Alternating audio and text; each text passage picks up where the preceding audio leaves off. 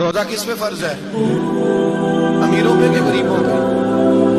جی کہتے ہیں میں تو کام ہی میرا تو کام ہی محنت مزدوری والا، میں کیسے روزہ رکھوں؟ میں تو دیہڑی لگاتا ہوں تو روزہ کیسے رکھوں؟ میں نے نہیں کسی حدیث میں پڑھا کہ روزہ وہ رکھے جو دفتر میں بیٹھتا ہے۔ صحابہ کے زمانے میں تو دفتر ہوتے ہی نہیں تھے، کسی جگہ نہیں لکھا ہوا روزہ وہ رکھے گا جو اے سی میں بیٹھتا ہے، تب تو اے سی تھے ہی نہیں۔ حضرت ابوبکر صدیق رضی اللہ تعالیٰ عنہ سے لے کر جناب بلال تک سارے اپنے ہاتھ سے کام کرتے، سارے اپنے ہاتھ سے کام کرتے، سارے۔ حضرت عمر فاروق رضی اللہ تعالیٰ عنہ خلیفہ وقت ہونے کے باوجود مالک غنیمت کے اونٹ چڑھنے جاتے تھے تو چراگاہ میں چھوڑنے میں جاتے تھے، لینے بھی آتے تھے واپس۔ سارے لوگ اپنے ہاتھوں سے مشقت والے کام کرتے، حضرت بلال مزدوری کرتے، سلمان فارسی مزدوری کرتے، مقداد مزدوری کرتے، صحابہ مزدوریاں کرتے، روزے رکھتے۔ اور رمضان کے جانے کا وقت ہوتا تو در رسول پہ کھڑے ہو کے عرض کرتے محبوبہ دل نہیں بھرا، دل کرتا ہے کبھی رب سارا سال ہی روزے رکھا کرے، سارا سال رمضان دے تو ہم سارا سال روزے رکھنے کو تیار ہیں۔ جذبہ تھا، طاقت تھی، ہمت تھی۔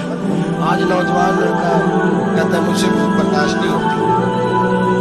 میرے بھائی رب بیماری لا دینا، اللہ سے دعا مانگے اللہ شفائے عطا فرمائے، اور دعا کرے اللہ آزمائش سے محفوظ فرمائے۔ آپ یقین کریں میں نے لوگوں کو دیکھا ہے حلق سے قطرہ نہیں اترتا، خوراک کی نالی لگی اعلیٰ غذائیں پکی ہوئی پڑی ہے، عرش کا مالک کہتا ہے میں تیرے حلق سے گزرنے نہیں دوں گا، قانون بن گیا۔